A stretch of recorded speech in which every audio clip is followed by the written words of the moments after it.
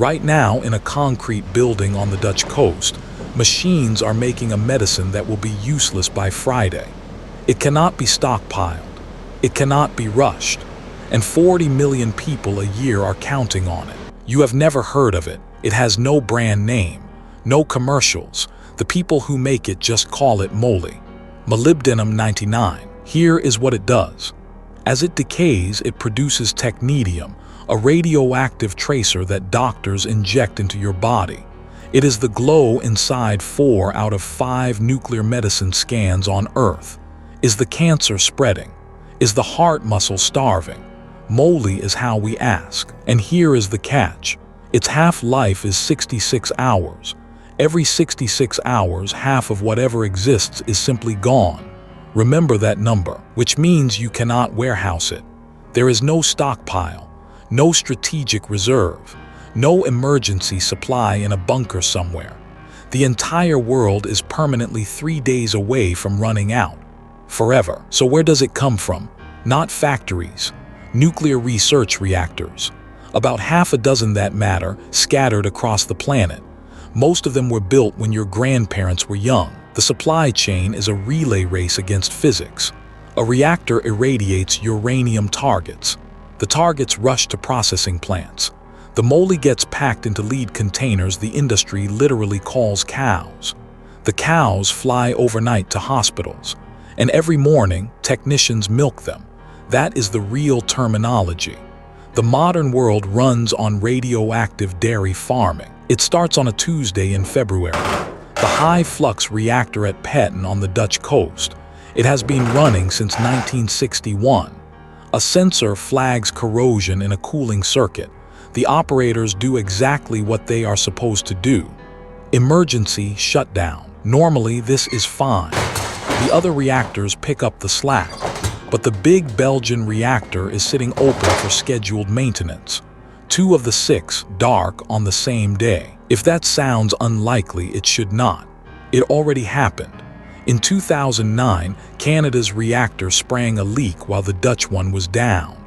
The world lost most of its supply almost overnight. We got a full dress rehearsal, and then we changed almost nothing. Hour 0, nothing happens. Hospitals still have their cows and the cows are still giving milk, but the clock started the moment production stopped. 66 hours. Day 2. The emails arrived. Next week's generator shipment. Cancelled. In hospital basements around the world, radiology managers open spreadsheets and begin a kind of math nobody trained them for. Triage by calendar. Day 3. Your appointment. The stress test your doctor ordered after those chest pains you kept explaining away. The phone rings. We need to reschedule. When? We will call you. Here is what that scan would have seen. Not the shape of your heart. An X-ray can do shape. This scan shows function. Which parts of the muscle are getting blood and which parts are quietly suffocating. For that question, there is often no equally good substitute. Day 4. Rationing begins. Hospitals stretch doses thinner. They milk the cows harder. They rank patients. Urgent cases scan. Everyone else gets a new phrase in their file. Watchful waiting. Waiting is now a treatment plan. Day 5. The workarounds. Some patients get shifted to PET scanners, which use a different isotope that does not need these reactors. But there are not enough machines, and they are not in the towns that need them most. Day 7. Australia and South Africa push their reactors to surge production, but physics does not care how urgent you are.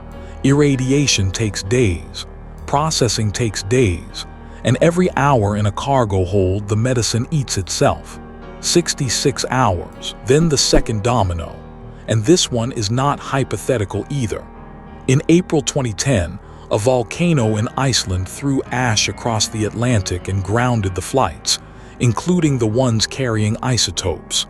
A medicine that dies in transit met airplanes that could not fly. In our scenario, it does not even take a volcano. A week of hard winter storms over the North Atlantic. Cargo hubs back up. Every leg of the relay race grows a hurdle. Week 2, the numbers surface.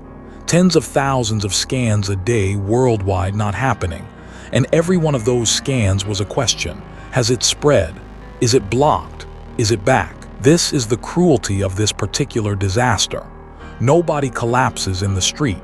Nothing explodes. A missed scan is just a diagnosis delayed. But a delay becomes a stage, and a stage becomes a survival percentage. A man with prostate cancer needs a bone scan to learn whether it has spread. Delayed 6 weeks. 6 weeks of living inside a question mark where a treatment plan should be. And the cardiac patient from day 3. That was you. Your blockage did not agree to the reschedule. Some percentage of postponed stress tests stop being appointments and become ambulances. Later, statisticians will have a name for this. Excess deaths. People who die quietly at home, one at a time, attributable to no villain and no headline. The body count of a supply chain. Week 3. The market responds the way markets do. Prices spike. Rumors of gray market vials. Hospital systems with money charter private flights. Hospital systems without money wait. Your diagnosis now depends on your zip code's logistics budget. How did it get this fragile? Because for decades, moly was sold below what it cost to make. Governments subsidized the reactor time, prices stayed low, and nobody could fund replacements. The world's medical scans have been riding on machines that nobody wanted to pay to replace. And the United States, the country that runs more of these scans than anyone. After its last production reactor shut down in 1989, it made none. Zero domestic production. For 3 decades, the American supply arrived on overnight flights from other people's reactors. Week 4. The inspection at Petton concludes. The corrosion is worse than hoped. Restart is measured in months, not weeks, and the temporary shortage quietly receives a new name. The new normal. Hospitals adapt the way systems always adapt, quietly and unevenly. Big academic medical centers cope. Small rural clinics simply stop offering the scans. Where you live becomes part of your prognosis. Month 2. Relief finally crawls in. Australia's expanded runs. Poland's reactor stretching its schedule. New production facilities scaling up. Supply claws its way back toward 80%. But 80% is not 100. The queue that formed never fully drains. Oncologists will watch a statistical wave of later-stage diagnoses roll through their clinics for the next 2 years. The shortage ends. Its shadow does not. And here is the maddening part. We know the fix. Newer production methods exist. Accelerators, cyclotrons, small purpose-built reactors. What is missing is not science. It is boring money spent early on a problem nobody can see. Because that is the pattern. The systems keeping you alive are old, few, and quietly assumed. You will never see the fragility. You will never need to. Until a Tuesday in February. So now you know the numbers behind the machine at your hospital. 6 reactors, 66 hours, 40 million scans a year. A supply chain balanced on the half-life of an atom. And remember, a version of this already happened. 2009 to 2010. 2 winters of shortages across the world. Scans delayed on every continent. And the average patient never learned why their appointment moved. Since then, the reactors got older. Demand got bigger. A few new sources came online, and the margin today is thicker than it was in 2009. It is not thick. Right now, somewhere over an ocean, there is a lead-line box in a cargo hold. Half of its contents are already gone. On the other end, a hospital is waiting, and a schedule is holding its breath. It lands, it gets milked, it answers someone's question, maybe someone you know, and in 66 hours, half of whatever is left will have vanished. The treadmill never stops, it just never lets anyone watch. The next worst case is already in motion. Be here when we walk through it.